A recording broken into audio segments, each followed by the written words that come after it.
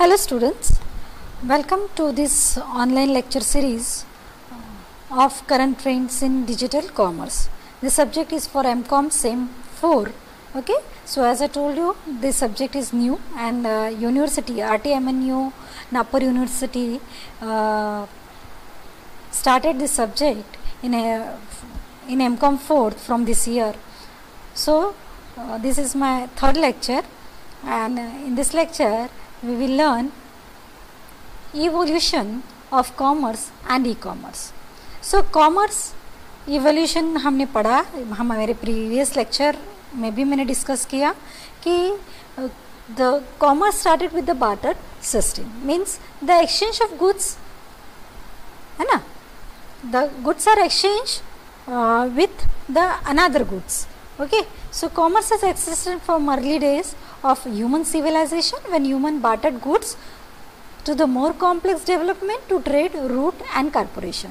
लेकिन ये जो बाटर सिस्टम था ये बहुत ज़्यादा कॉम्प्लेक्सिटी वाला था, बहुत ज़्यादा कॉम्प्लेक्स इसमें था, बहुत कठिनाई आती कि कोई कितना देगा तो उसकी जगह उसको कितना वापस, या कौन सी जो चीज़ उसको चाहिए किसी और को, जैसे ए और बी है तो ए को कोई चाहिए तो बी के पास वो होनी भी चाहिए, या फिर बी अगर तैयार भी है कोई चीज़ देने के लिए तो ए जो बी को चाहिए उसके बदले में वो देने के लिए तैयार होना चाहिए. सो ये बाटर सिस्टम की बहुत ज़्यादा कॉम्प्लेक्सिटी थी. But today commerce refers to a microeconomic purchase and sales of goods and services by organization. So now the commerce is a value based, जैसे कि मनी अर्न करने के लिए है, यहाँ पे कॉमर्स की सारी एक्टिविटीज़ परफॉर्म की जाती है.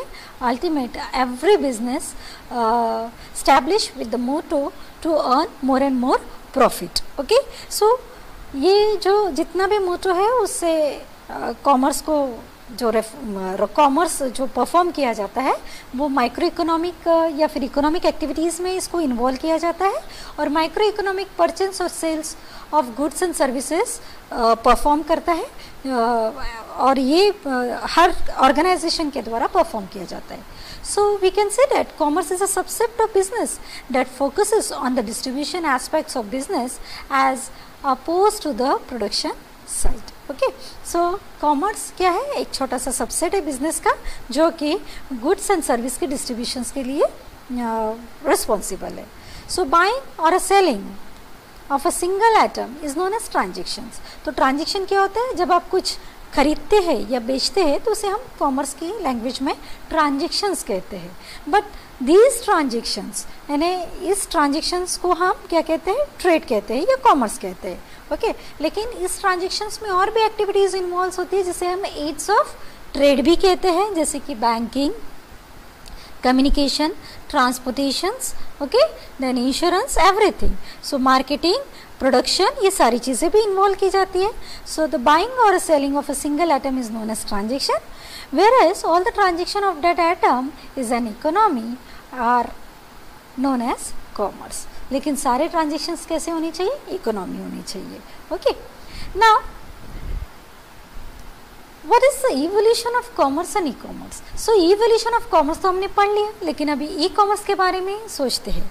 लेकिन हम इवोल्यूशन ऑफ कॉमर्स पढ़ने के पहले कॉमर्स की, ई कॉमर्स की थोड़ी हिस्ट्री जान लेते हैं कि ये एक्चुअली कहाँ से स्टार्ट हुआ. सो इन 1969 CompuServe, the first significant e-commerce company established by Dr. John R. Goltz and Jeffrey Wilkin by utilizing a dial-up connection with, this is the first time the e-commerce was introduced. E-commerce जैसे कि मैंने कहा कि commerce is a commerce involve all the activities of regarding transactions. So transactions के लिए जब online कुछ चीज़ शुरुआत हुई तो पहले ट्रांजेक्शन्स यानी जो बाइंग एंड सेलिंग था वो ऑनलाइन प्लेटफॉर्म पे तो नहीं आया, लेकिन इंट्रोड्यूस किया गया कि हम ऑनलाइन के थ्रू भी चीज़ें बेच सकते हैं. सो इसमें डायल अप कनेक्शन को यूज़ किया गया. तो जैसा अभी इंटरनेट है वैसा पहले डायल अप कनेक्शन आता था. लेकिन उसके बाद 1979 में Michael Aldrich invented electronic shopping. He is also considered as a founder or a inventor of e-commerce. So यहाँ से आपका शॉपिंग यानी एक ऑनलाइन शॉप इन्होंने डिस्प्ले किया स्क्रीन के ऊपर. This was done by the connecting a transaction processing computer. So computer आता था एक ट्रांजेक्शन प्रोसेसिंग का, जिसे टीवी जैसा मॉनिटर इन्होंने क्या किया, कनेक्ट किया. So with the modified TV through the telephone connection, और जो इंटरनेट कनेक्शन था वो टेलीफोन के थ्रू आता था. तो this was done for the transaction of secure data. लेकिन अभी जैसा हम ऑनलाइन शॉपिंग करते थे उस तरह का शॉपिंग नहीं था, वो सिर्फ शॉप था. You can just means they can introduce new products to the customer, but customer, if customer want to buy, they can contact with the company. Okay, they have to contact with the company. But in 1982, the continued growth of technology, particularly in electronic, led to the launch to the first e-commerce platform by Boston Computer Exchange. तो 1982 में जो है वो जो technology use की, वो उस technology के थ्रू ई-कॉमर्स प्लेटफॉर्म इंट्रोड्यूस किया गया. And in 1992 the 90s took the online business. अब हम यहाँ पे 92 से ऑनलाइन बिजनेस यहाँ पे शुरू हुआ to the next level by introducing BookStack Unlimited as an online bookstore by Charles M. Stack. So ये क्या था कि उन्होंने एक सबसे पहले जो ट्रांजेक्शन हुआ है ऑनलाइन में वो था एक बुक सेल की गई. ठीक है. सो चार्ल्स एम स्टैक नाम का एक बंदा था जो ये यहाँ पे नहीं यूएसए में किया गया. सो अमेरिका में ये चीज़ की गई. उसने सबसे पहले ऑनलाइन बुक स्टोर ओपन किया और उसने बुक्स बेचना ऑनलाइन शुरू किया.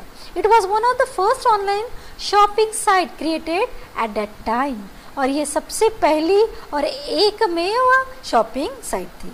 इन 1994 web browsers tool introduced by Netscape Navigator by Mark Andreessens and Jim Clark, it was used on the Windows platform.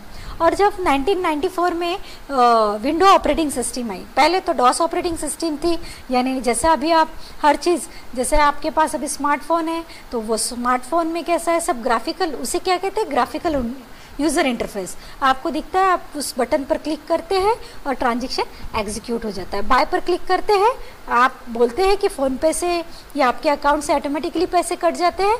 तो ये सारी चीज़ें पहले ऐसा स्क्रीन पर विजुअलाइज नहीं होती थी, लेकिन जैसे ही विंडो ऑपरेटिंग सिस्टम इंट्रोड्यूस हुई ये सारी चीज़ें स्क्रीन पर अवेलेबल हुई.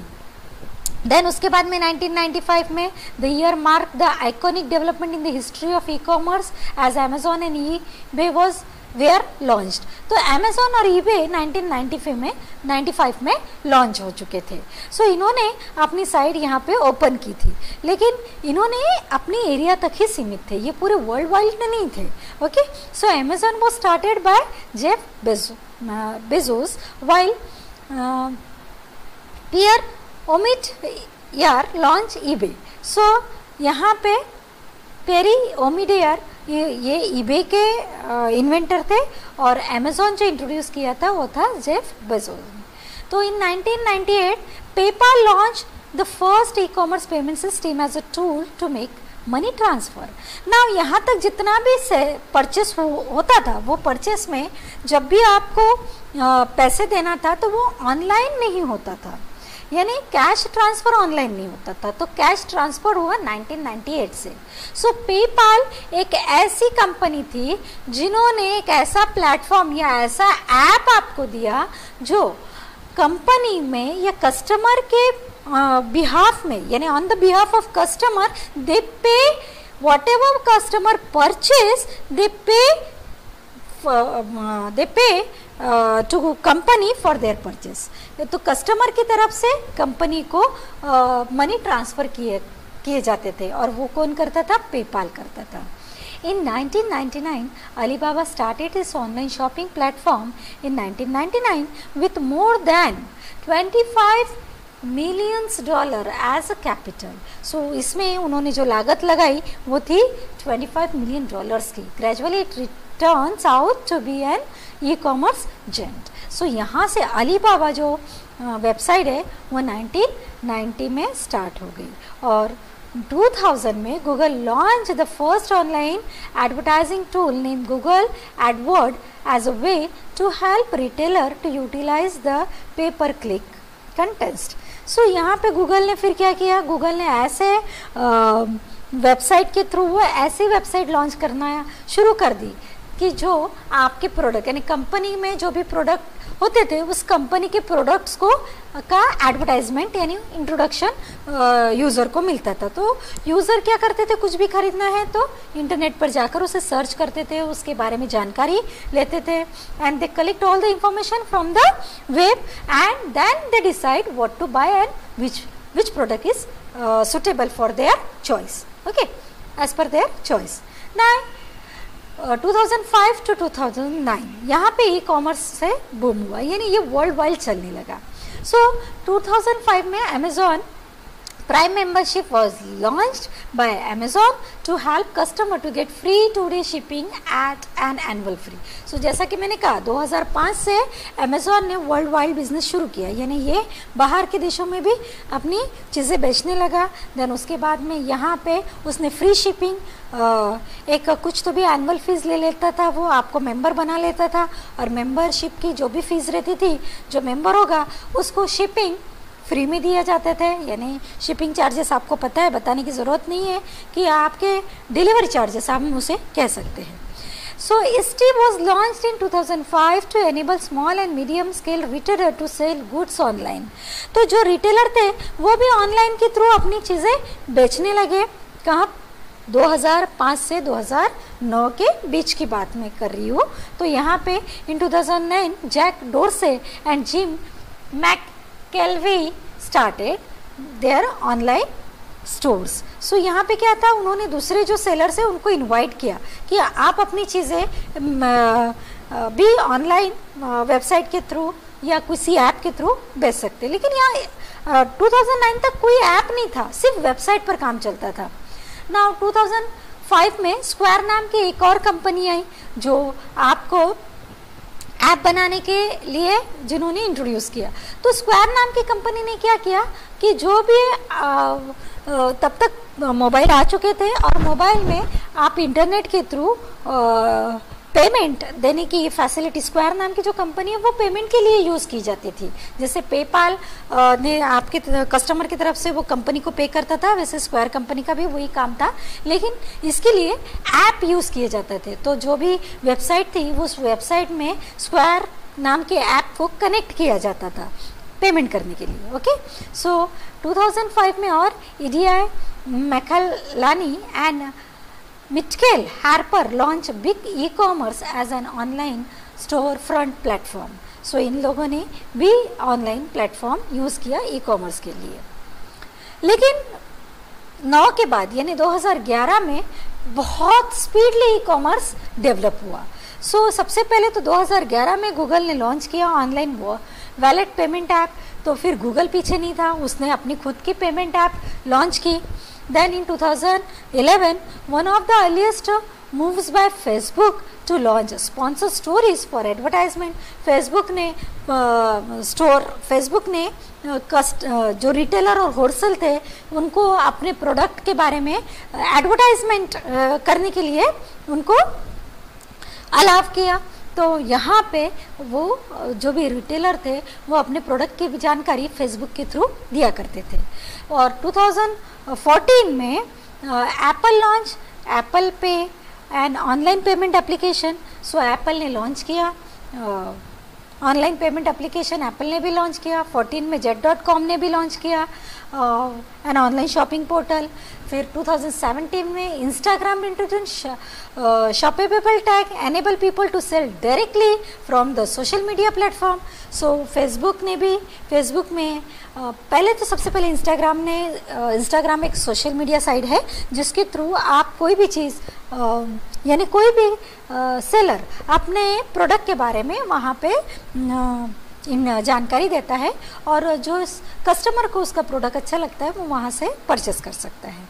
And finally cyber Monday cell exceeded $6.5 billion. और साइबर मंडे जो है वो एक साइबर मंडे नाम की एक कंपनी थी, उसने एक ही साल में $6.5 बिलियन का प्रॉफिट कमाया। और फिर उसके बाद में जो था वो था 2017 टू प्रेजेंट, आज से लेकर हम प्रेजेंट की बात करेंगे। So major reform that have taken place in the e commerce industry between this year.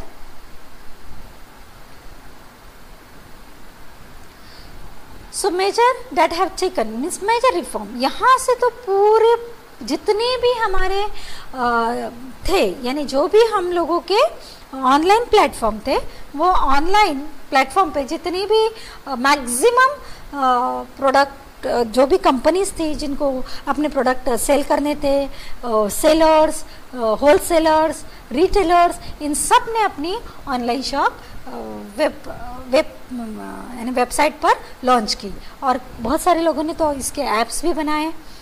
Large retailers are pushed to sell online. Small business have seen a rise with a local seller now operating from social media platform. Operational costs have lowered down in B2B sectors. Parcel delivery costs have been a significant rise with the growing of e-commerce industries. तो यहाँ B2B business to business सारे transactions आपके कहाँ होने लगे? Online platform पे।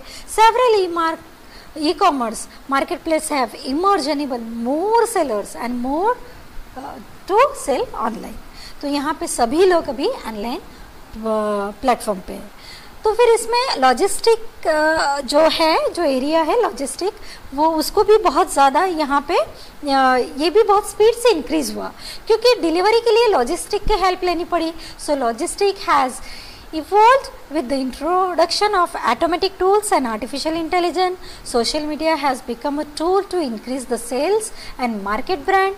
Sellers are also using social media for selling via channel like Facebook and Instagram. Buying habits of customer have significantly changed. अब customer कुछ भी लेने के लिए पहले ऑनलाइन जाता है। The COVID-19 pandemic has impacted purchase decision, and a large chunk of users are moving to e-commerce for their purchase. Sellers are also adopting an omni-channel selling approach where they want to provide user with a uniform shopping experience across different media and channels. So, what does the e-commerce hold for us? है ना, e-commerce business offers the potential competition advantage to retailer and customer.